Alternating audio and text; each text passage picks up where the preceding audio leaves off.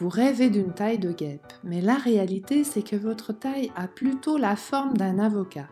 Vous manquez d'énergie et l'aiguille de la balance reste à votre grand désespoir. Bloqué 5 à 10 kilos au-dessus de ce que vous aimeriez et ce en dépit d'une saine alimentation et du fait que vous êtes actif la plupart du temps.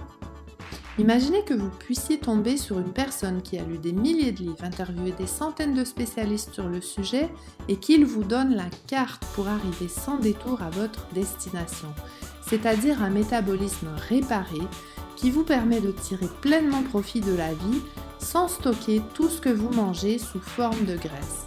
Je pense avoir croisé ce genre de personnage. Ben Greenfield est un homme que j'admire beaucoup.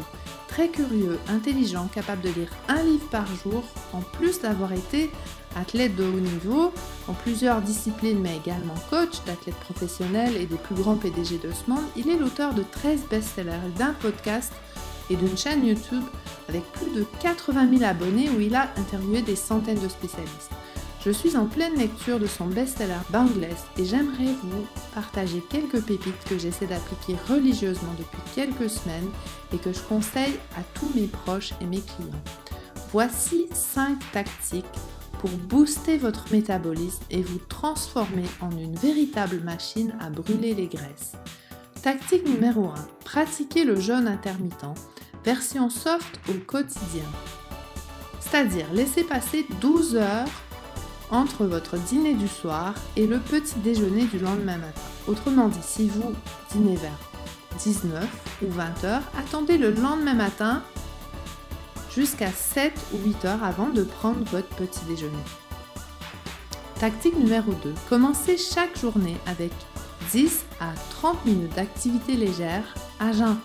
Ça peut être une marche avec le chien, du jardinage léger, des étirements, ou alors une séance de yoga.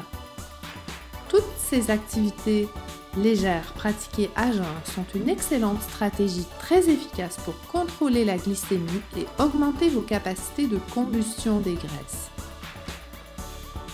Tactique numéro 3.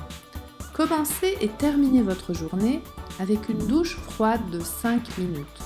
L'idéal est de faire 20 secondes d'eau froide suivi de 10 secondes d'eau tiède pendant 5 minutes. C'est ce que les scientifiques appellent la thermogénèse par exposition volontaire au froid. Je vous explique la science derrière tout ça brièvement.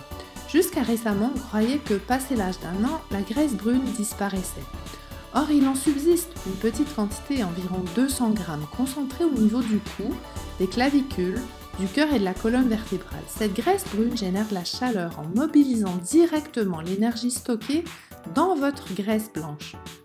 Encore mieux, les chercheurs ont découvert que lorsqu'exposées au froid, les cellules du tissu adipeux beige apparaissent dans le tissu adipeux blanc. Autrement dit, votre graisse se transforme en graisse métaboliquement active.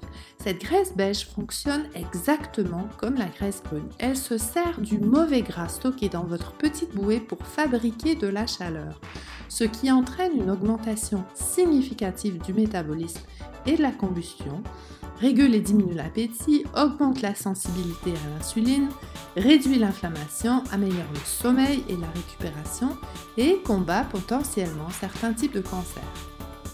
Tactique numéro 4. Adonnez-vous à une activité physique de faible intensité tout au long de la journée.